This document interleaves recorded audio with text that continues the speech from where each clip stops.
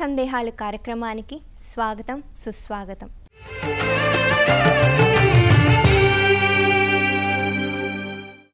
ధర్మో రక్షతి రక్షితః. ధర్మాన్ని రక్షిస్తే అది మనల్ని రక్షిస్తుంది. మన భారతీయ సంస్కృతి సంప్రదాయాలకు ఆచార వ్యవహారాలకు అనుగుణంగా ప్రతిరోజు ఎన్నో రకాల ధర్మాలని ఆచరిస్తూ ఉంటాం. అయితే అలా ఆచరించే సమయంలో చాలామందికి చాలా రకాల సందేహాలు కలుగుతుంటాయి. ప్రేక్షకులకు కలిగిన సందేహాలకు సరైన సమాధానాల కోసం ఎంతో శ్రద్ధగా ఈ ధర్మ సందేహాలు కార్యక్రమం ద్వారా నివృత్తి చేయడం జరుగుతుంది. ఈరోజు ధర్మ సందేహాలకు శాస్త్రీయ సమాధానాలు అందించడానికి మనతో పాటు ఉన్నారు దేవి ఉపాసకులు, అమరావతి సిద్ధాంతి, హస్త సమృద్ధిక సామ్రాట్ డాక్టర్ మాచిరాజు వేణుగోపాల్ గారు. గురువుగారు నమస్కారం. నమస్కారం అమ్మ.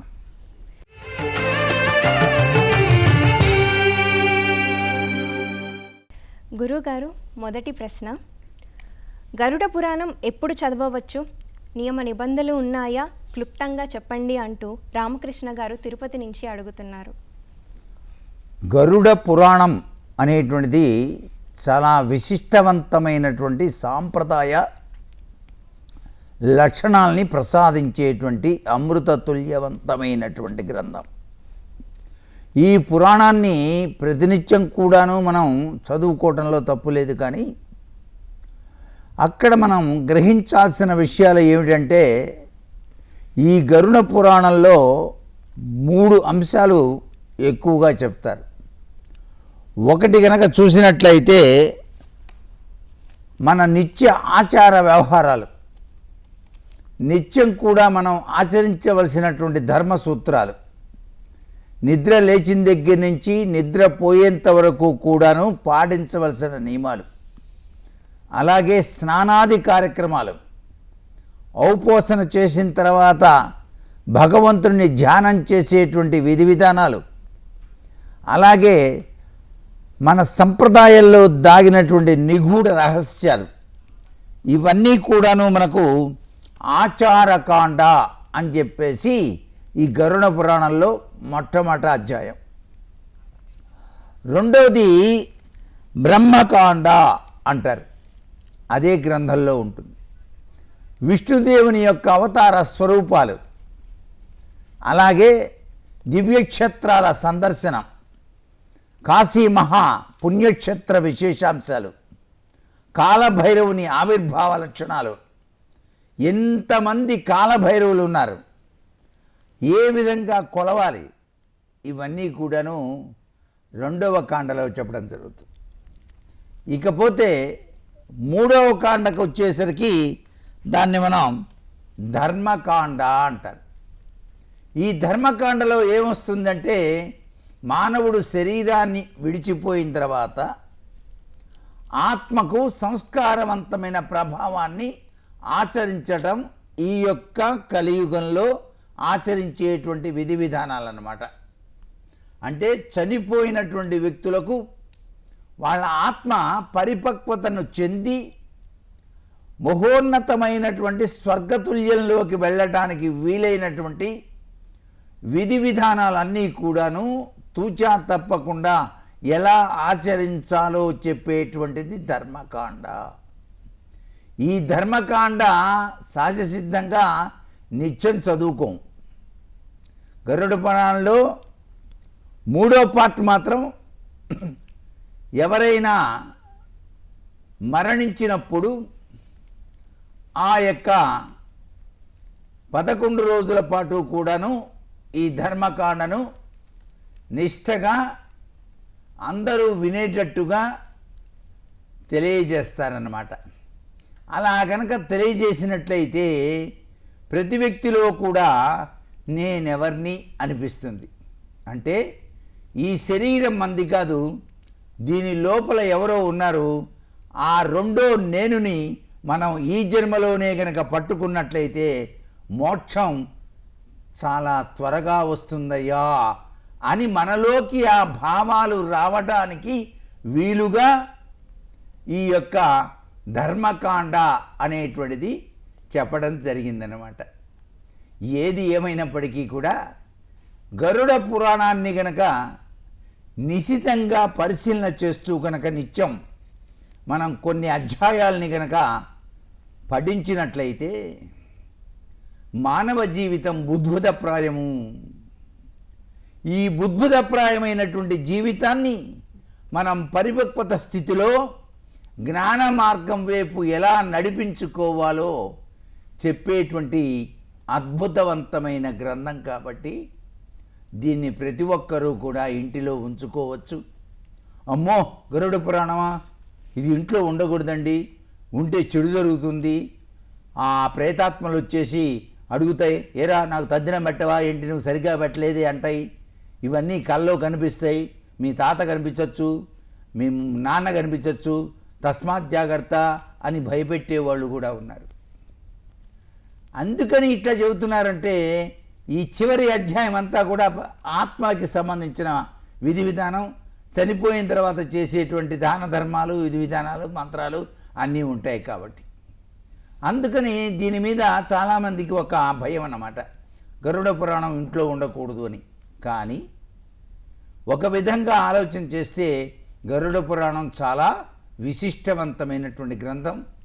సాక్షాత్తు విష్ణుమూర్తి గరుడ వాహనారూపుడై లక్ష్మీదేవితో కూడి మన ఇంట్లో ఉన్నట్టుగా భావించాలన్నమాట. అలా భావిస్తూ కనుక పఠనం చేసినట్లయితే అద్వితీయమైనటువంటి జ్ఞాన ప్రాప్తి మనకు సిద్ధిస్తుంది అని చెప్పడంలో ఏమాత్రం సందేహం లేదు.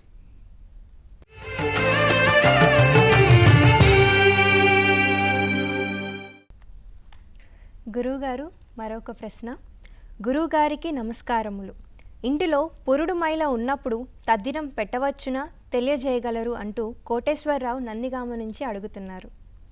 ఒక ఇంటిలో ఒకేసారి గనక పురుడు వచ్చి మరలా మైల కూడా ఉన్నట్లయితే ఆ రోజే తద్దినం పెట్టాల్సినటువంటి పరిస్థితి ఏర్పడ్డప్పుడు దాన్ని ఆచరించకూడదు. ఎందుచేతనంటే ఆ ఇళ్ళు మైలతోనూ పురిటి విధి విధానం వల్ల కూడాను ఈ యొక్క పితృదేవతలను ఆహ్వానించటానికి పిలిచేటువంటి తద్దినాల యొక్క ప్రభావరీత్యా అటువంటి సమయంలో తద్దినాలు అనేటువంటివి ఆచరించకూడదు. ఎప్పుడు ఆచరించాలి మరి తద్దినం? ఇవాళ మా నాన్నగారి తద్దినం, మరి ఆయన స్వర్గలోకంలో ఉన్నారు, దీని తద్దినం పెట్టి ఆ పిండం పెట్టి దండం పెట్టి ఆ కృష్ణానదిలో కలిపి మా నాన్నగారికి నమస్కారం చేసుకుంటేనే కానీ నా ఆత్మ శాంతించదు.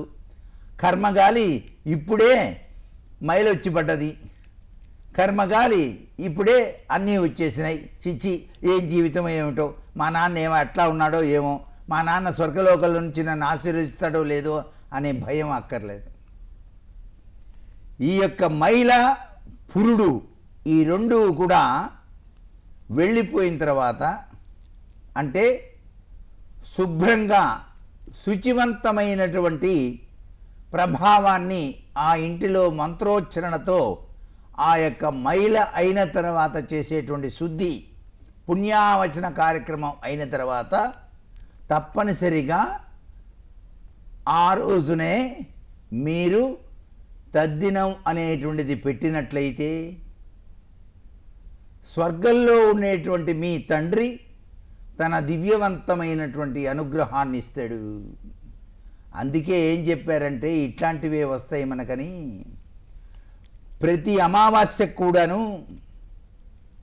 పెద్ద కుమారుడు తన చేతిలో నువ్వులు పోసుకొని కొద్దిగా ఇలా ఉంచి నీరు ఆ నువ్వుల మీద పోస్తూ చనిపోయినటువంటి వారి పేర్లకు ఈశ్వర శబ్దాన్ని తగిలించి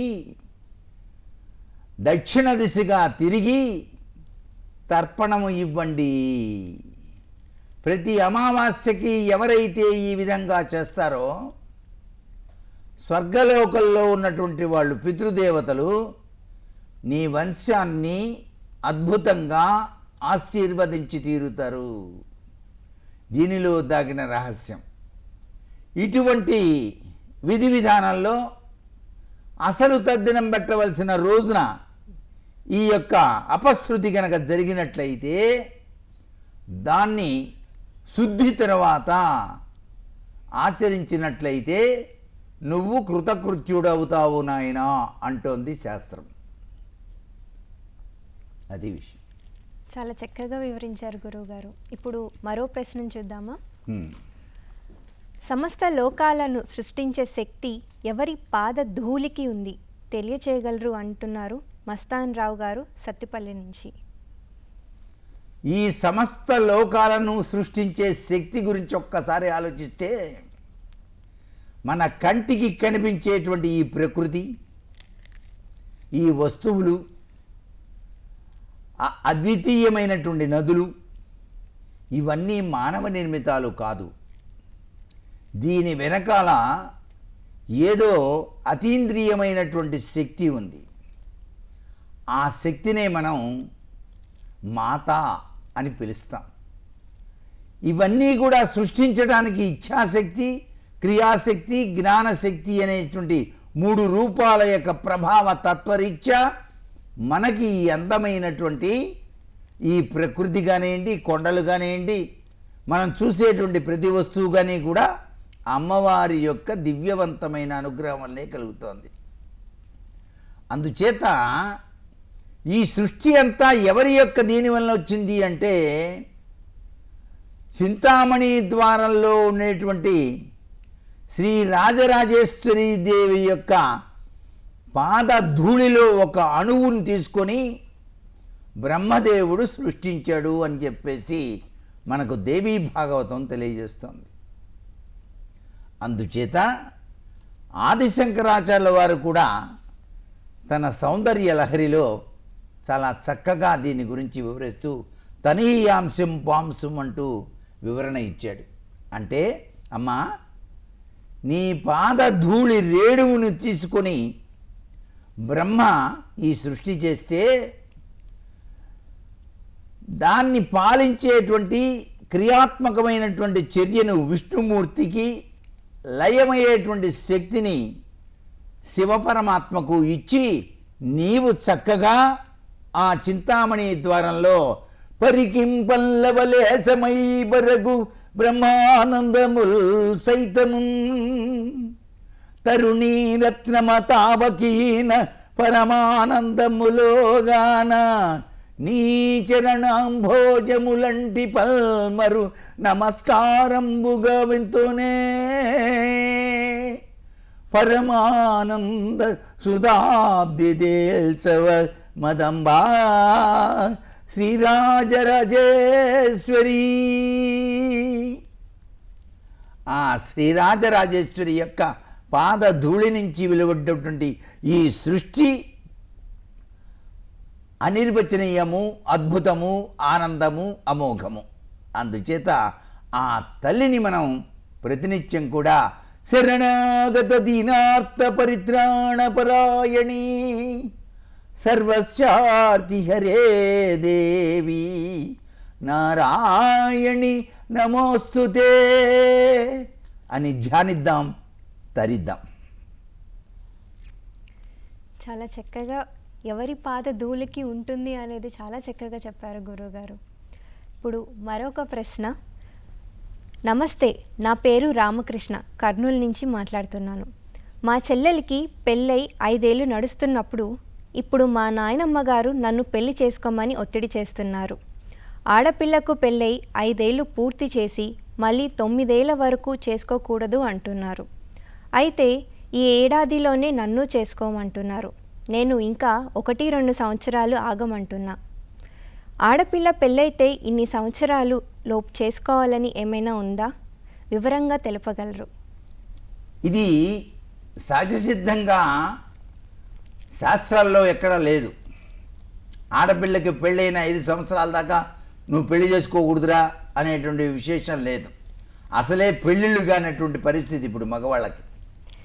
అంతేకాకుండా వయసు మీద పడిపోతుంది, అమ్మాయిలు కూడా దొరకట్లేదు సరిగా. ఒకవేళ దొరికినప్పటికీ కూడాను వాళ్ళు చాలా కోరికలు కోరుతున్నారు.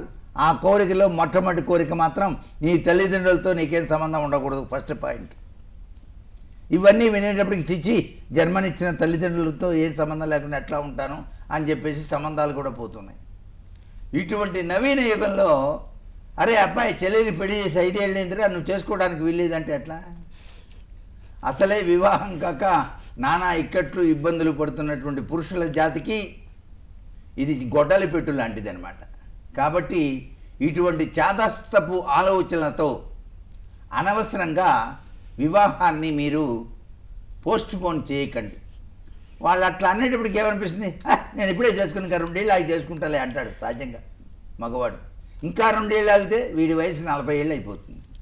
కాబట్టి వివాహం అనేటువంటిది పురుషుడు ఎటువంటి పరిస్థితుల్లోనూ ఇటువంటి చాదస్తపు ఆచారాలని పక్కన పెట్టి 25 సంవత్సరాలు రాగానే పెళ్లి చేసుకోవాలి. 25వ ఏట పెళ్లి చేసుకుంటే ఇతగాడికి 45 ఏళ్ళు వచ్చేటప్పటికి పుట్టిన పిల్లవాడు చేతికి అందుతాడు. బాధ్యతల్ని నెత్తిన వేసుకొని మా నాన్నగారు చాలా కష్టపడి సంపాదించాడు, కష్టపడి పెంచాడు అనేటువంటి ఇంగిత జ్ఞానంతో తల్లిదండ్రులకు రెస్పెక్ట్ ఇస్తూ జీవితాన్ని ఆనందమయం చేస్తాడు. కాబట్టి పురుషుడు ఎటువంటి పరిస్థితుల్లోనూ ఇటువంటి ఛాందస్తపు భావాల్ని మనసులో పెట్టుకొని వివాహ వ్యవస్థను దూరం చేసుకోవద్దని మనవి చేస్తున్నాను. చూశారు కదండి రామకృష్ణ గారు, మీరు పెళ్ళిని ఏమీ ఆపకుండా మీ నాయనమ్మ గారు చెప్పినట్టు ఇన్నేళ్ళు అని చెప్పని ఆగకుండా మీరు చేసుకోవాలనుకున్నప్పుడు చేసుకోవచ్చు అని గురువుగారు ఎంతో చక్కగా వివరించారు. గురువుగారు, మరొక ప్రశ్నకి వెళ్దాము. అయ్యా, అమృతమదనం రామాయణానికి ముందా, తరువాత, మరియు కూర్మావతారం తరువాత రామావతారం 4 అవతారాల తర్వాత వస్తుంది కదా, లేదా 28 వ్యాసులున్నట్టే 28 రామావతారాలు కూడా జరిగాయా? దయతో తెలుపగలరు అంటూ విజయ్ కుమార్ భీమవరం నుంచి అడుగుతున్నారు. చాలా మంచి ప్రశ్న ఇది. అమృత మథనం ఎందుకు జరిగిందండి? అసలు అది చేయబోతే ఏమైంది? ఇప్పుడు అసలు దాని వెనక ఉన్న రీజన్ ఏంటి తెలుసుకోవాలి. ఇంద్రుడికి బ్రహ్మాండమైనటువంటి ఇంద్ర పదవితో పాటు లక్ష్మీదేవి అనుగ్రహం కూడా ఇచ్చేటప్పటికీ ఆయన ఐరావతం అనేటువంటి ఏనుగునెక్కి ఆనందంగా విహారం చేస్తున్నటువంటి సందర్భంలో దుర్వాస మహాముని విష్ణుపురానికి వెళ్ళి విష్ణుదేవుని యొక్క మెడలో ఉండేటువంటి అద్వితీయమైన మహిమాన్వితమైనటువంటి మాలికను విష్ణుమూర్తి ఇస్తే తీసుకొని ఆహా మహాప్రసాదం అని చెప్పేసి కళ్ళకద్దుకొని వస్తున్నాడు. ఇంద్రుణ్ణి చూశాడు. ఓహో ఇంద్ర, ఇటీవలే కదా నీకు పదవీ యోగం పట్టింది, ఇంద్ర పదవి, సరే బాగుంటుందిలే అని చెప్పేసి విష్ణుమూర్తి ఇచ్చినటువంటి ఆ అద్వితీయమైనటువంటి మాలికను ఆయన కాస్త ఇంద్రుడికి ఇచ్చాడు. ఇంద్రుడు ఏం చేశాడు? దాన్ని ఏనుగు యొక్క కుంభస్థలం పైన ఉంచాడు. ఆ ఏనుగు కాస్త ఆ అద్వితీయమైనటువంటి అనిర్వచనీయమైనటువంటి వాసన జరిగి తట్టుకోలేక ఆ దండను నేలకేసి కొట్టి తొక్కేసింది.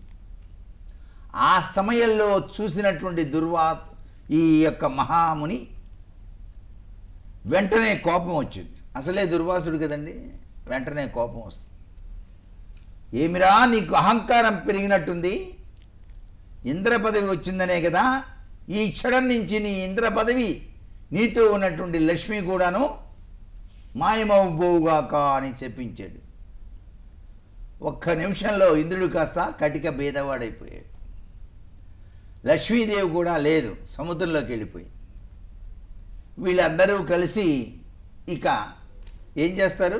అయ్యో పదవి పోయిందని చెప్పేసి విష్ణుమూర్తి దగ్గరికి వెళ్ళి ప్రాధేయపడితే దేవదానవులు ఇరువురు కూడాను మందర పర్వతాన్ని తీసుకొచ్చి మీరు గనక చిలికినట్లయితే సముద్రాన్ని, ఆ సముద్రంలో నుంచి వచ్చేటువంటి అద్వితీయమైనటువంటి వస్తువులు, అలాగే లక్ష్మీదేవి రావడంతో మరలా ఇంద్రుడికి యోగం పడుతుంది, మీరు ప్రారంభించండి అన్నారు.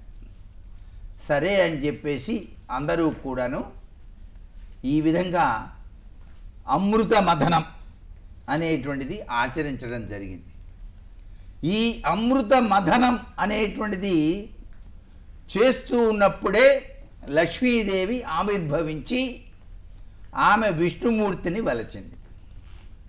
విష్ణుమూర్తి కూడా క్రీగంటి చూపు చూస్తూ ఆమెను అందుకోబోతున్న తరుణంలో కాసేపు ఆమె విష్ణుమూర్తికి చిక్కకుండా ఆ పక్కనే ఉండేటువంటి నువ్వులు ఉన్నటువంటి పొదలోకి అలా అలా వెళ్ళింది.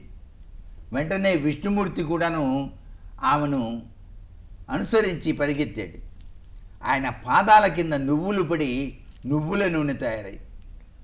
అందుకే మనం ప్రతినిత్యం కనుక నువ్వుల నూనెతో కనుక దీపారాధన చేస్తే సాక్షాత్తు విష్ణుమూర్తి పాదాల నుంచి వచ్చిన నూనెగా భావిస్తూ మనం గనక నువ్వుల నూనెతో దీపారాధన చేస్తే అద్వితీయమైన ఐశ్వర్యం వస్తుందనే విషయాన్ని ప్రేక్షకులు గ్రహించాలి. అంతేకాకుండా తర్వాత ఆమెను వివాహం చేసుకోవడం జరిగింది. ఈ కథంతా ఎవరు చెప్పారయ్యా రాముల వారికి అంటే విశ్వామిత్రుల వారు చెప్పారు. అంటే ఈ కథ విశ్వామిత్రుల వారు చెప్పారు అంటే రాముడు వచ్చిన పూర్వమే జరిగిందిగా. అమృత మథనం ఎప్పుడు జరిగింది అంటే ఏంటాం? అయ్యా ఇది రాముల వారు పుట్టక ముందే జరిగింది అని చెప్పాలి. ఇక్కడ పాయింట్ అదనమాట. కాబట్టి రాముడు పుట్టడానికి ముందే క్షీరసాగర మథనం జరిగింది అనేటువంటి దీన్ని ఎవరు చూశారు? ఇక్ష్వాకు వంశ పూర్వీకులు మాత్రమే చూశారు. రాముడు మాత్రం చూడలేదు. రామాయణానికి ముందే జరిగింది అని చెప్పేసి మనం అర్థం చేసుకుందాం. అంతేకాకుండా హిందూ ధర్మ ప్రకారంగా శ్రీ మహావిష్ణువు దశావతారాల వరుస క్రమాన్ని కనుక పరిశీలన చేస్తే కూర్మావతారం 2వ అవతారంగా ఉన్నది, రామావతారం 7వ అవతారంగా ఉంది. మత్స్య, కూర్మ, వరాహ, నారసింహ, వామన, పరశురామ, రామావతారం. కూర్మావతారం ముగిసిన తర్వాత వరాహ, నారసింహ ఈ అవతారాల స్వరూపాల్లో ఈ 4 అవతారాలు కూడా పరశురామ అవతారంతో కలిపి 4 అవతారాలు పూర్తయిన తర్వాత 7వ అవతారంగా శ్రీరామచంద్రమూర్తి వచ్చినట్టుగా మనకు శాస్త్రం తెలియజేస్తోందన్నమాట. అలాగే యుగాల పరంగా కనుక ఆచరించి చూసినట్లయితే కూర్మావతారం మధ్యయుగంలో కాక రామావతారం త్రేతాయుగంలో వచ్చింది అనే విషయాన్ని ఇక్కడ ప్రశ్నరీత్యా మనం చెప్పడం జరిగిందనమాట. ఏది ఏమైనప్పటికీ కూడాను వేదవ్యాసుల వారు ఏ విధంగా అయితే 28 అవతారాలు ఒక్కొక్క యుగరీత్యా వచ్చాడో రామచంద్రమూర్తి కూడాను ఒక్కొక్క యుగరీత్యా 28 అవతారాలు ఎత్తినట్టుగా మనకు శాస్త్రరీత్యా చెప్పినటువంటి నిగూఢ రహస్యాన్ని అర్థం చేసుకుంటూ ఈ యొక్క అమృతతుల్యమైనటువంటి మథనం జరిగింది రామాయణానికి పూర్వమే అనే విషయాన్ని గ్రహిస్తూ ఆ శ్రీరామచంద్రమూర్తి యొక్క దివ్యవంతమైన మంత్రాన్ని మనం అద్భుతంగా మనసు నిండా తలుచుకుందాం. రామాయ నమః అనుకుంటే చాలండి, విశిష్టవంతమైనటువంటి అభివృద్ధి కలిగి తీరుతుంది. చూశారు కదండి, గురువుగారు రామావతారాలు కూడా జరిగాయి అంటూ ఎంతో చక్కగా మనకి వివరాలు అందించారు. గురువుగారు, ఇప్పుడు ఇంకొక ప్రశ్న. నవగ్రహ పూజ చేస్తున్నప్పుడు మనం మంచం మీద పడుకోవచ్చా? ఇది అనుమతించదగినదేనా కాదా అని గీతావాణి చీరాల నుంచి అడుగుతున్నారు. నవగ్రహాలు అనేటువంటిది అనుక్షణం మనిషి యొక్క జీవితం మీద పనిచేస్తాయి. గ్రహ నక్షత్ర మాలికాధరుడైనటువంటి పరమేశ్వరుడు నవగ్రహాలన్నింటినీ కూడా శాసిస్తూనే ఉంటాడు. అటువంటి నవగ్రహ పూజను మనం ఆచరించేటప్పుడు త్రికరణ శుద్ధి కలిగి ఉండాలి. మంచం మీద పడుకోను, లేకపోతే కుర్చీ మీద కూర్చొని కాళ్ళు ఆడిస్తూనో ఈ నవగ్రహాలకు సంబంధించినటువంటి పూజలు ఆచరించకూడదు. అంతేకాకుండా అనారోగ్య పరిస్థితి ఏర్పడి నవగ్రహ రీత్యా ఆ వ్యక్తికి సంబంధించినటువంటి గ్రహాల రీత్యా జరుగుతున్నటువంటి పూజాది కార్యక్రమాలు జరుగుతున్నప్పుడు ఆ మంచం మీద నుంచి కొద్దిగా కుర్చీలో కూర్చోబెట్టి ఆ వ్యక్తిని నాయనా ఆ మంత్రం విను అని చెప్పేసి వినిపిస్తే దానికి తగినటువంటి చక్కటి యోగం సిద్ధిస్తుంది ఆ యొక్క అనారోగ్యంతో బాధపడే వ్యక్తికి. దీనిలో మనం గ్రహించాల్సింది ఏంటి? దీక్ష తీసుకొని ఏదైనా మంత్రాన్ని ఉచ్చరించేటప్పుడు కానీ పూజలు చేసేటప్పుడు కానీ ఎటువంటి పరిస్థితుల్లో మనం మంచం మీద కూర్చోరాదు. అంతేకాకుండా ఇంకొకటి కూడా చెప్తున్నాను, లక్ష్మీదేవి మీ ఇంట్లో స్థిరంగా ఉండాలంటే మంచం మీద కూర్చొని కంచంలో అన్నం తినకూడదు. చాలామంది బెడ్రూమ్లో ఏసీ ఉంది, అసలు ఎండాకాలం వదిలిపోతుందని బెడ్రూమ్లో ఉన్నానమ్మా బౌల్లో పెట్టి చూసుకురా అని చెప్తారు. ఆ బౌల్లో ఈయన తినే తిండిని చక్కగా కలిపి తీసుకొచ్చి తినరా నాన్న బంగారు తండ్రి అంటూ ఇస్తుంది ఆ తల్లి. మంచం మీద కూర్చొని కనుక భోజనం చేస్తే లక్ష్మీదేవికి కోపం వచ్చి ఆ ఇంటి నుంచి వెళ్ళిపోతుంది. వచ్చే డబ్బులు కూడా రావండి. చాలా అనారోగ్య లక్షణాలు కూడా వస్తాయి. తస్మాత్ జాగ్రత్త. మంచం మీద కూర్చొని డబ్బులు కూడా లెక్క పెట్టకూడదు, చాలా తప్పు అన్నమాట. బీరువా దగ్గర చక్కగా చాపేసుకొని నమస్కారం చేసుకొని మీరు సంపాదించిన ధనాన్ని చక్కగా లెక్క పెట్టుకోవాలి.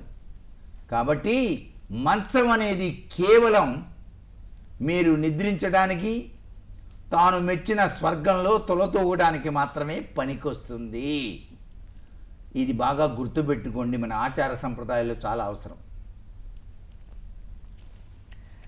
చూశారు కదండి, మంచం మీద ఏ పని మనం నిద్రపోవడం తప్ప ఇంకా ఏ పని చేయకూడదు అని గురువుగారు చెప్పారు. చేస్తే ఎలాంటి పనులు జరుగుతాయో కూడా, ఇలాంటివి మనకి వస్తాయని కూడా చెప్పారు గురువుగారు. నెక్స్ట్ క్వశ్చన్, బావమరుదులు బావగారు చనిపోతే తప్పక తిలోదకాలు వదలాలా? వదలకపోతే ఏమవుతుంది? ఉమాదేవి గుడివాడ నుంచి అడుగుతున్నారు. బావమరుదులు చనిపోతే తిలోదకాలు ఇవ్వాల్సినటువంటి బాధ్యత వీళ్ళకేం లేదు. అది ఎక్కడా శాస్త్రంలో లేదు.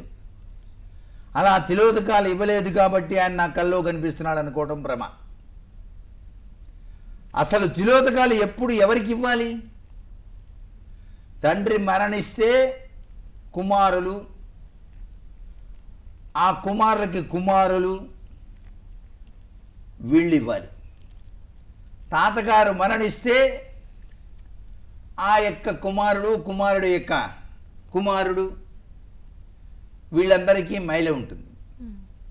వాళ్ళు మాత్రమే తర్పణాదులు ఇవ్వాలి. ఇష్టం వచ్చినట్టు తర్పణాదులు ఎవరు పోతే వాడికి ఇస్తున్నామంటే అది శాస్త్రం ఒప్పుకోదన్నమాట.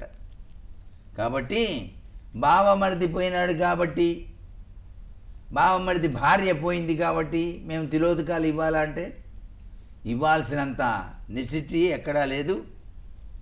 ఇవ్వకపోతే ఎటువంటి అనర్థం రానే రాదు. అది విషయం. చాలా చక్కగా వివరించారు గురువుగారు.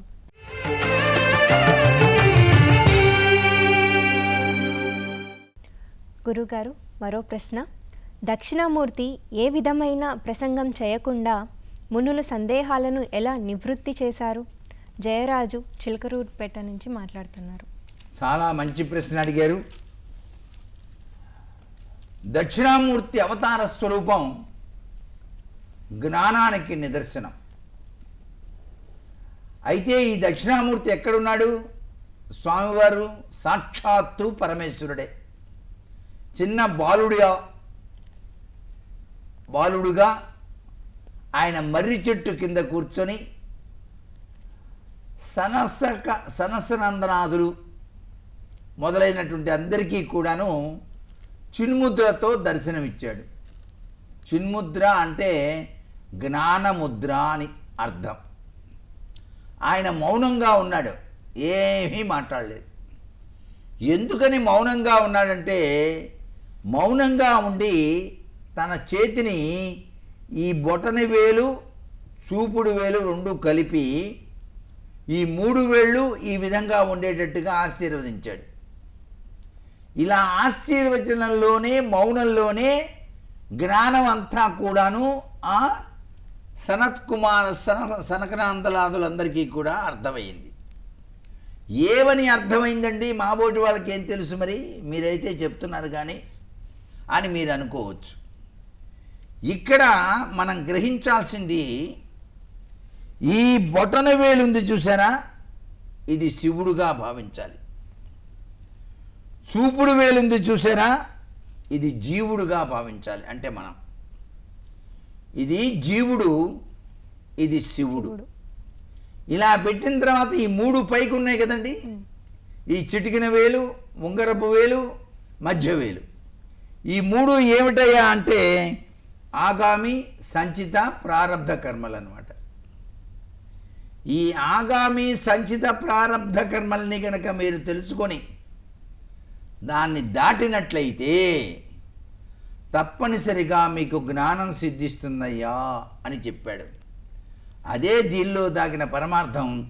దీన్నే మనం శివోహం సచ్చిత్ ఆనందం అని కూడా అనవచ్చు.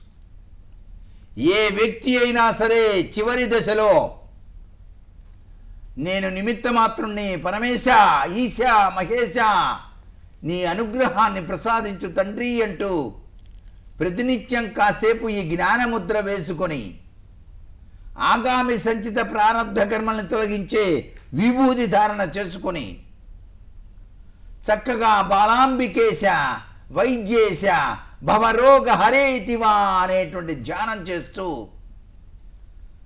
నిమిత్త మాత్రమైనటువంటి ఈ మానవ శరీరానికి మోక్షప్రదమైనటువంటి జీవితాన్ని ప్రసాదించు తండ్రి అంటూ శివోహం సచిదానందం అనుకుంటేనే చాలు. అసలు సిసలైన జ్ఞానప్రాప్తి సిద్ధిస్తుంది. మానవుడికి మరొక జన్మ ఎత్తకుండా ఆ పరంధాముడు పరమేశ్వరుడు తన దివ్యవంతమైన అనుగ్రహ కరుణాకటాక్ష వీక్షణాన్ని ప్రసాదిస్తాడు. ఇది దక్షిణామూర్తి స్వామి వారిలో దాగిన అత్యంత కీలకవంతమైనటువంటి ప్రభావం. అంతేకాదు, విద్యార్థులకు చదువు గనక రాకపోతే దక్షిణామూర్తి మంత్రాన్ని చదువుకోవాలి. ఓం నమో భగవతే దక్షిణామూర్తయే మఖ్యం మేధాం ప్రజ్ఞాం ప్రేక్ష స్వాహ. ప్రజ్ఞా పాఠవాలు అద్వితీయంగా ఉన్నతమైనటువంటి స్థితిలో వచ్చి తీరుతాయి ఈ మంత్రరాజ్యం వల్ల. అయితే ఇంట్లో దక్షిణామూర్తి స్వామి వారి యొక్క చిత్రపటాన్ని మాత్రం ఉత్తరపు గోడకు తగిలించి దక్షిణం చూస్తూ ఉండి స్వామివారికి నమస్కారం చేసుకుంటే చాలు, రోజు మనకు తప్పనిసరిగా జ్ఞానప్రాప్తి సిద్ధిస్తుంది సుమ. కోటప్పకొండ దివ్యక్షేత్రం మనకి దక్షిణామూర్తి స్వామి వారు ఉన్నారు అక్కడ. ఆ స్వామిని దర్శించి నమక చమక పారాయణాదులతో అభిషేకం చేసి అక్కడ మూలమంత్రాన్ని చదువుకొని దక్షిణామూర్తి స్వామి వారికి సంబంధించిన హోమాన్ని కూడా నిర్వహించుకున్నట్లయితే, మీ కోరికను కనుక చెప్పుకున్నట్లయితే, మా మనవడికి ఐఐటి సీట్ రావాలి స్వామి అంటూ హోమం చేశారనుకో, తప్పనిసరిగా దక్షిణామూర్తి స్వామి వారు అనుగ్రహాన్ని ఇచ్చి ఐఐటి సీట్ ఇస్తాడనమాట. అది కూడా హైదరాబాద్లోనే రావాలి స్వామి, దూరంగా వెళ్ళలేడు కొడుకు అని భావించాడనుకో, హైదరాబాద్లోనే వస్తుంది.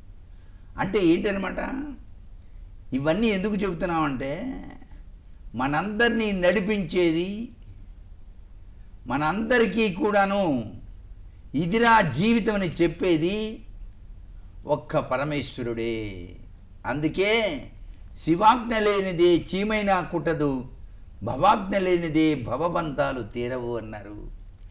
ఈ దక్షిణామూర్తి స్వామి యొక్క దివ్యవంతమైనటువంటి అనుగ్రహాన్ని ప్రతి ఒక్కరూ కూడాను కలిగి ఉండి స్వామి అనుగ్రహానికి పాత్రమై తరిద్దామా మరి. చాలా చక్కగా వివరించారు గురువుగారు. మరొక ప్రశ్న, అర్థం తెలియకుండా శ్లోకాలు మంత్రాలు చదివితే ఫలితం ఉంటుందా అని గిరిజారాణి ఏలూరు నుంచి అడుగుతున్నారు. ఏదైనా సరే మంత్రం చదివితే కొంత భాగం తప్పనిసరిగా దానికి సంబంధించినటువంటి ప్రభావం మనం చవి చూస్తాం. అయితే ఏమీ చదువు రానటువంటి గొడ్ల కాపరి లేక మేకల్ని కాచుకునేటువంటి ఒక బాలుడు పెరిగి పెద్దవాడైన తర్వాత అదృష్టవశాత్తు ఆ రాజవంశానికి చెందినటువంటి రాజుగారి కూతుర్ని గురువుగారి యొక్క దివ్యవంతమైనటువంటి ప్రభావం చేత పెళ్లి చేసుకోవడం జరిగింది. ఆ రాజుగారి కుమార్తె మాత్రం సర్వశాస్త్రాధ్యయనం చేసింది బ్రహ్మాండంగా, అన్నీ తెలుసు. సరే, వీళ్ళిద్దరికీ వివాహం అయిన తర్వాత గదిలోకి పంపిస్తే మన ఇంటికి పోదాంపా, గొర్రెల్ని కాయాలి కదా అన్నాడు. ఇదేంటి గొర్రెలు కాసేదేంటి, నువ్వు వేద పండితుడివి, బ్రహ్మాండంగా చదువుకున్నావు అనుకున్నానే అంటే గురువు గారు మోసం చేశాడు అనే విషయాన్ని అర్థం చేసుకున్న ఆ మహారాణి, మహారాజు గారి కుమార్తె వెంటనే ఈ యొక్క భర్తను జగన్మాత అయినటువంటి ఆ యొక్క రాజరాజేశ్వరి దేవి దగ్గర దేవాలయానికి తీసుకువెళ్ళి తలుపులు వేసేసింది. ఒకే ఒక్క విషయం చెప్పింది, నువ్వేమీ అనద్దు, ఐం అనుకో అని చెప్పింది. ఇది గొప్ప మంత్రం. ఆయనకేం తెలియదుగా, పెళ్ళాం చెప్పింది మొట్టమొదటిసారిగా, సరే చేద్దాంలే ఏముంది అనుకున్నాడు. ఐం ఐం ఐం ఐం ఐం అంటున్నాడు. ఐం విద్య అనగానే ఒక్కసారిగా అమ్మవారు ప్రత్యక్షమై నాలిక మీద ఐం అనేటువంటి బీజాక్షరం రాసింది. దాంతో అద్వితీయమైనటువంటి ప్రభావంతో మాణిక్య వీణాం ఉపలాలయంతి మదాలసాం బంధుల వాగ్విలాసా మఖేంద్ర నీలజ్యుతి కోమలాంగీ మాతంగ కన్యా మనసా మనసా స్మరామి అన్నాడు. ఎవరు? ఆ మేకల కాసుకునేటువంటి గొర్రెల కాపరి కాస్త మహాకవి కాళిదాస్ అయ్యాడండి. అభిజ్ఞాన శాకుంతలం అనేటువంటి గ్రంథాన్ని రాశాడు. ప్రపంచంలో మహోన్నతమైనటువంటి కవిగా ఆయన తీర్చిదిద్దబడ్డాడు. కేవలం ఏమీ తెలియని మంత్రం. కాబట్టి తెలియకుండా మంత్రాల్ని చదివినప్పటికీ త్రికరణ శుద్ధి అనేది ఉండాలి. త్రికరణ శుద్ధితో మనసుతో లగ్నం చేసి చదివితే మంత్రాలకి చింతకాయలు రాలవు కానీ చింతలు తీరతాయి. ఇది మాత్రం సత్యం. అయితే గురువు యొక్క ఉపదేశం పొంది నిష్ఠగా గనక మంత్రాల్ని గనక అనుష్ఠానం చేస్తే తప్పనిసరిగా ప్రతి ఒక్కరి జీవితం కూడాను 3 పువ్వులు 6 కాయలుగా విరాజిల్లుతుంది అని చెప్పడంలో ఏమాత్రం సందేహం లేదు. అర్థం తెలుసుకొని మంత్రాన్ని చదివినటువంటి వ్యక్తి మహాజ్ఞాని అవుతాడు. అర్థం లేకుండా చదివినప్పటికీ కూడాను కరెంటే కానీ 0 వాట్ జ్ఞానాన్ని మాత్రం ఇస్తుంది. అర్థం తెలుసుకొని చదివితే మాత్రం 5 ఫేస్ కరెంట్ కన్నా ఎక్కువైనటువంటి జ్ఞానాన్ని మనకు ప్రసాదిస్తుంది అనేటువంటి విషయాన్ని మనం గ్రహిద్దాం. గురువుగారు, మరొక ప్రశ్న. 4 పూర్ణిమలు గొప్పవి అంటారు, వాటి గురించి తెలుపగలరు అంటూ రత్నాకర్ బాపట్ల నుంచి అడుగుతున్నారు. చాలా మంచి ప్రశ్న ఇది. పూర్ణిమ అనగానే చంద్రోదయ తత్వం అనేటువంటిది కనిపిస్తుంది. చంద్రుడు పరిపూర్ణుడై ఉంటాడు. ఎప్పుడైనా చూడండి, పూర్ణిమలో పుట్టినటువంటి విద్యార్థి కానివ్వండి, విద్యార్థిని కానివ్వండి, చాలా జ్ఞానిగా ఉంటారు, చాలా మంచి తెలివితేటలు కలిగిన వాళ్ళుగా ఉంటారన్నమాట. అందుకే పూర్ణిమ నాడు పుట్టాడండి అంటుంటారు. ఇక్కడ హిందూ ధర్మ ప్రకారం మనం ఆచరించినట్లయితే ఏడాదిలో వచ్చేవి ఎన్ని పుణ్యములు? 12 పౌర్ణిమలు కదా. ఈ 12 పౌర్ణిమలో కూడాను కార్తీక, మాఘ, వైశాఖ, ఆషాఢ మాసాల్లో వచ్చేటువంటి 4 పూర్ణిమలు అత్యంత విశిష్టమైనవిగా ఉంటాయి. దీన్నే ఆకామావై పూర్ణిమ అని చెప్పేసి మనం అంటూ ఉంటామన్నమాట. మహిమాన్వితమైనటువంటి ఈ పర్వదినాల్లో నదిలో కానివ్వండి, సముద్రంలో కానివ్వండి, స్నానాన్ని ఆచరించి దాన ధర్మాలు గనక ఆచరించినట్లయితే విశేషవంతమైన అనిర్వచనీయమైనటువంటి సత్ఫలితాలు లభ్యపడి తీరుతాయి సుమా అంటోంది శాస్త్రం. అందుకే ఆషాఢ పూర్ణిమ నిన్నగాక మొన్న చేసుకున్నాం. ఈ ఆషాఢ పూర్ణిమ తక్కువగా అంచనా వేయడానికి వీల్లేదు. దీన్నే మనం గురు పూర్ణిమ అంటాం. సాక్షాత్తు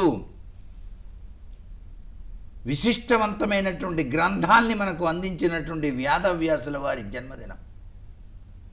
ఆయన మహాభారత రచన అందరికీ అర్థమయ్యేటట్టుగా చెప్పాడు కదా. ఈ గురు పూర్ణిమ వ్యాస పూర్ణిమ అంటారు. మహాభారతాన్ని రచించినటువంటి వేదాల్ని విభజించినటువంటి మహర్షి వేదవ్యాసుని జన్మదినంగా కూడా మనం జరుపుకున్నాం.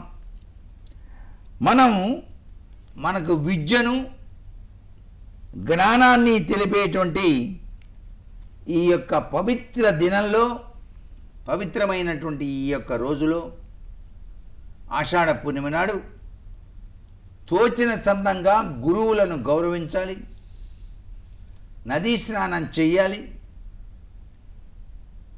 గురుభ్యో నమః అని చెప్పేసి మనసు నిండా అనుకున్నా చాలు. ఉపదేశం ఇచ్చినటువంటి గురువు గారిని కూడాను మనసు నిండా తలుచుకొని సత్కరించాలి. ఇలా గనక చేస్తే గురువులకు కృతజ్ఞత చెప్పినట్లయితే మన జీవితం 3 పువ్వులు 6 కాయలుగా ఉంటుంది. ఇక 2వ పూర్ణిమ దగ్గరికి వచ్చేటప్పటికల్లా కార్తీక పూర్ణిమ. ఆశుతోషుడైనటువంటి పరమేశ్వరునికి, నీరజాక్షుడైనటువంటి మహావిష్ణువుకు ప్రీతికరమైనటువంటి ఈ కార్తీక మాసంలో కార్తీక పౌర్ణమి నాడు గనక ఉపవాసం ఉండి సముద్ర స్నానం చేయాలి. వీలైతే సముద్ర స్నానం చేసేటప్పుడు కూడా గుర్తుపెట్టుకోవాల్సిన కొన్ని విషయాలు ఉన్నాయి.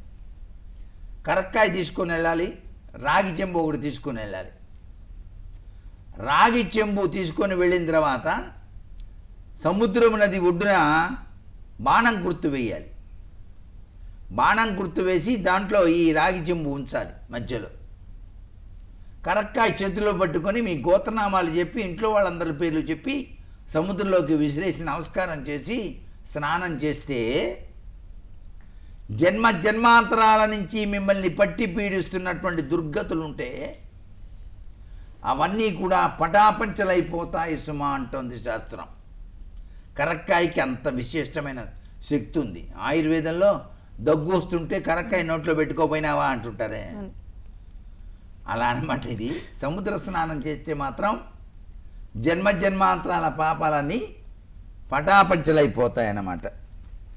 అలాగే ఈరోజే శివాలయ ప్రాంగణంలో కానీ లేక విష్ణాలయ ప్రాంగణంలో కానీ తప్పనిసరిగా దీపాలు వెలిగిస్తారు. జ్వాలాతోరణం అనేటువంటి అద్భుతవంతమైనటువంటి ఇది ఆచరించి శివపార్వతుల విగ్రహాన్ని ఆ జ్వాలాతోరణం కిందుగా 3 సార్లు అటు ఇటు తిప్పుతారు. ఎందుకంటే ఆలాహలం ఉద్భవించినప్పుడు పరమేశ్వరుణ్ణి స్వీకరించమని కనుసైగ చేసింది పార్వతి కాబట్టి, లోకాన్ని రక్షించింది కాబట్టి కృతజ్ఞత తెలుపుతూ జ్వాలాతోరణం అనేటువంటిది కార్తీక పూర్ణిమ నాడు మనం నిర్వహిస్తాం. ఇంత విశేషకరమైన ప్రభావం ఈ కార్తీక పూర్ణమి నాడు మనం చూస్తూ ఉంటాం కదా. అన్ని మాసాల్లో కల్లా కార్తీక పూర్ణిమ చాలా మంచిది. అంటే గొప్పగా చెప్పడం కాదు కానీ క్షేత్ర దర్శనం చేసుకోవచ్చు, నదీ స్నానం చేసుకోవచ్చు, సముద్ర స్నానం కూడా ఆచరించవచ్చు అని చెప్పేసి శాస్త్రం. ఇకపోతే మాఘ పూర్ణిమ ఉంది. ఈ మాఘ పూర్ణిమ ఈ 4 పూర్ణిమల్లో కూడా అత్యంత శ్రేష్టవంతమైంది. ఎంత గొప్పదంటే పవిత్ర నదీ స్నానం కనుక చేస్తే ప్రయాగలో స్నానం చేసిన పుణ్యం వస్తుంది. సాక్షాత్తు కాశీ గంగలో స్నానం చేసిన పుణ్యఫలం కూడాను మాఘ పూర్ణిమ నాడు స్నానం చేస్తే వస్తుందండి. అంతేకాకుండా త్రివేణి సంగమంలో స్నానం చేసిన వాడికి మోక్షం వస్తుంది కాశీలో. దాన ధర్మాలకు జప తపాలకి కూడాను ఇది గొప్ప విశేషకరమైనటువంటి గొప్ప రోజుగా మనం చెబుతాం ఈ పూర్ణిమని. ఇకపోతే చివరిది వైశాఖ పూర్ణిమ. వైశాఖ పూర్ణిమ అంటే తమాషా కాదు, అది సాక్షాత్తు బుద్ధ భగవానుడు పుట్టినటువంటి సుదినం. ఈ మానవ జీవితం కష్టభూయిష్టం, దుఃఖమయం, అన్ని జీవితాలకి మూలం కోరిక. కోరిక కనుక నశింపజేసుకున్నట్టయితే ఎడతెగని సుఖం లభిస్తుంది అని మనకు ప్రబోధించిన బుద్ధ భగవానుడు పుట్టినటువంటి జన్మదినంగా కూడా జరుపుకుంటాం. మహావైశాఖి అని చెప్పేసి కూడా అంటారు. అంతేకాకుండా గౌతమ బుద్ధుని యొక్క జన్మ, జ్ఞానోదయం, ఆయనకి జ్ఞానోదయం అయింది కదా, అలాగే నిర్వాణ దినం, ఈ 3 కలిసి ఒకే రోజు వస్తాయి ఈ యొక్క వైశాఖ పూర్ణిమ నాడు అని చెప్పేసి మనం గ్రహించాలి. అలాగే ఈరోజే ఆచరించేటువంటి ఒక చిన్న ఆధ్యాత్మిక విషయమైనా సరే, ఈ రోజున ఎవరైతే చిన్న ఆధ్యాత్మిక విషయాన్ని ఆచరించినా అది కొన్ని వేల కోట్ల రెట్ల సత్ఫలితాన్ని మనకు ప్రసాదిస్తుంది సుమా అంటోంది శాస్త్రం. దాన ధర్మాలు అనంతమైనటువంటి సత్ఫలితాన్ని మనకు అందిస్తాయి అని చెప్పేసి శాస్త్రం తెలియజేస్తోంది. కాబట్టే ఈ పూర్ణిమలకు ఇంత విశిష్టవంతమైన ప్రభావం ఉంది. యోగికి 3వ నేత్రం ఎక్కడుంది? ఈ మధ్యలో ఉంది. ప్రతి ఒక్క పూర్ణిమ నాడు గాయత్రి మంత్రాన్ని అనుష్ఠానం చేస్తే గట్టిగా యోగికి 3వ కన్ను తెరుచుకున్నట్టుగా మనకు కూడాను ఈ జ్ఞాన నేత్రం అనేది తెరుచుకున్నట్టుగా కనిపిస్తుంది. అంటే జ్ఞానప్రాప్తి సిద్ధిస్తుంది.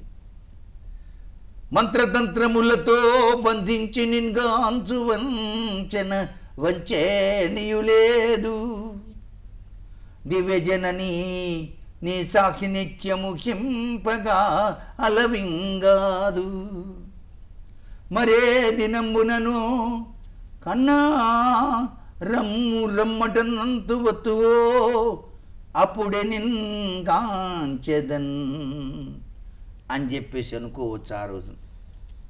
అంటే అమ్మవారు ఆమంతటా ఆమె వస్తుంది, కన్నా దా నాన్న దా అని చెప్పేసి పిలిచే రోజు ఆ పౌర్ణిమ రోజు. పౌర్ణిమ రోజు ఎవరైతే నిష్టగా వారి యొక్క మంత్రాన్ని అధ్యయనం చేస్తారో వారికి సాక్షాత్కారం వచ్చి తీరుతుంది అని చెప్పడంలో ఏమాత్రం సందేహం లేదు. శ్రీశైల శిఖరం చూస్తే పునర్జన్మ ఉండదు అంటారు, కాశీలో మరణిస్తే మోక్షం అంటారు కదా. మరి కాశీలో వెళ్ళటం కంటే శ్రీశైలం వెళ్తే చాలు కదా అని తెలియచేయగలరు అడుగుతున్నారు శ్రీవారి నర్సారావుపేట నుంచి.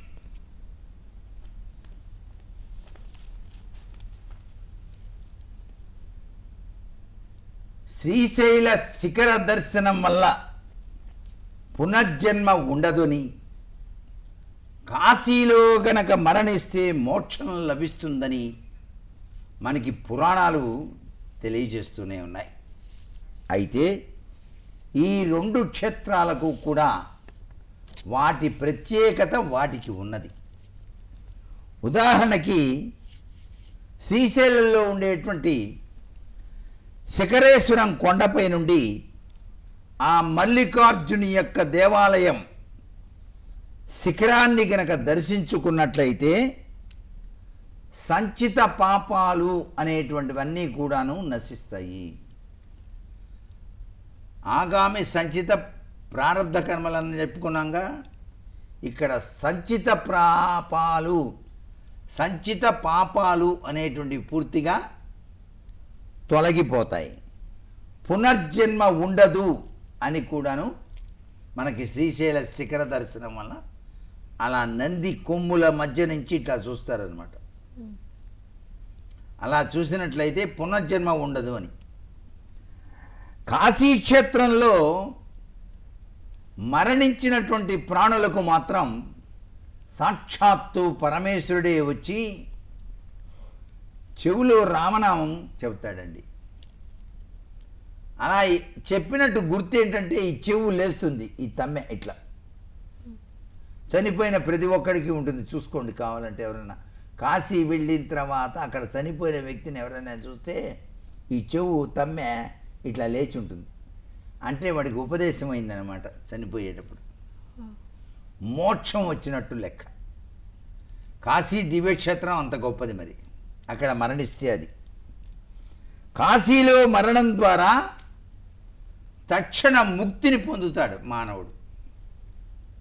శ్రీశైలంలో జీవించి ఉండగానే భక్తితో శిఖర దర్శనం చేసుకోవడం ద్వారా జన్మరాహిత్యం కలిగి తీరుతుంది అని చెప్పేసి మనం ఇక్కడ గుర్తుపెట్టుకోవాలి. జన్మరాహిత్యానికేమో శ్రీశైలం, డైరెక్ట్గా మోక్షానికేమో కాశీ. కాశీ వెళ్ళనటువంటి వాళ్ళు ఎవరైనా సరే శ్రీశైలం దర్శించినా కూడాను మంచి యోగమే సిద్ధిస్తుంది. వయఃపరిమాణం తగ్గిపోయిందండి, నేనేం వెళ్ళగలను ఇప్పుడు కాశీ, ఈ సంసార బాధ్యతలు ఎక్కువైపోయి అసలు కాశీ గురించి ఆలోచించలేదు, ఇప్పుడు వెళ్దామంటే కుదరదు, నేనేం చేయాలి అన్నప్పుడు కనీసం శ్రీశైలం అన్న దర్శించిరాయ్యా ఆ మల్లికార్జున్ని అని చెప్పేసి చెప్తారన్నమాట.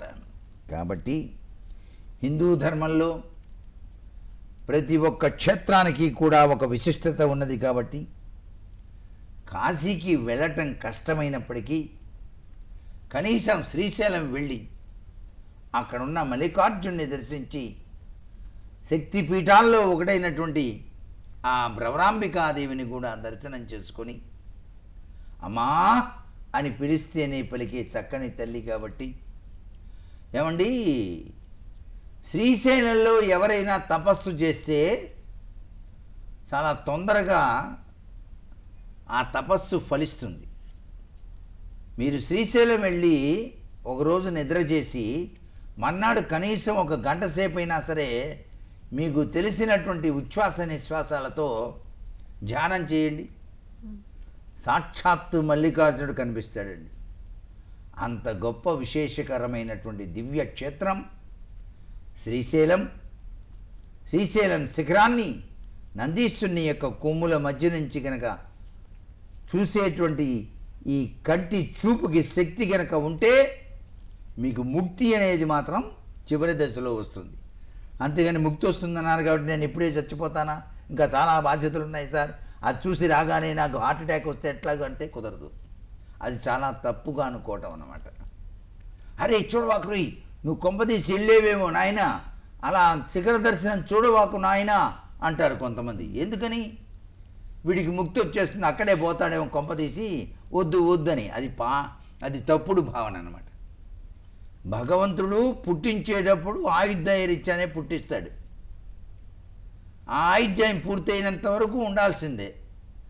ఈ ఆయుర్దాయం పూర్తయ్యేటువంటి దాకా ఉన్నటువంటి ఈ మధ్యకాలంలో మనం దివ్యక్షేత్రాలు దర్శించినప్పుడు ఆ క్షేత్ర మహిమను తెలుసుకొని గనక చక్కగా ఆచరించినట్లయితే ఈ మానవ జీవితం ధన్యమవుతుందయ్యా అని చెప్పటమే దీనిలో దాగిన పరమార్థం.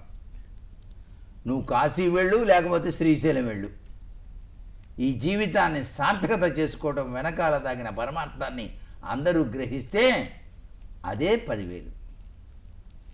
ఇది విషయం. చాలా చక్కగా వివరించారు గురువుగారు. మీ అమూల్యమైన సమయాన్ని మాకు కేటాయించి ప్రేక్షకులు అడిగిన సందేహాలకు చక్కని సమాధానాలు తెలియజేశారు గురుగారు. సర్వే ధన్యవాదాలు జనా గురుగారు. సుఖినో భవంతు. ప్రేక్షకులు గమనించగలరు, ధర్మ సందేహాలు కార్యక్రమం ప్రత్యక్ష ప్రసారంకి బదులుగా రికార్డ్ చేసి ప్రసారం చేయబడుతుంది. ప్రేక్షకులు తమ సందేహాలను పోస్ట్ ద్వారా కానీ, ఈమెయిల్ ద్వారా కానీ, ఫోన్ ద్వారా కానీ పంపించగలరు. మా ఈమెయిల్ అడ్రస్ ddSaptagiri@gmail.com. మా ఫోన్ నెంబర్ 08662471-765. మా చిరునామా ధర్మ సందేహాలు కార్యక్రమం, care of the director, Doordarshan Saptagiri, Punnamithota, Bandar road, Vijayawada 520010. ఇదండి ఈ వారం ధర్మ సందేహాలు కార్యక్రమం. వచ్చే వారం మరిన్ని ధర్మ సందేహాలతో మళ్ళీ కలుద్దాం. అంతవరకు సెలవు. నమస్కారం.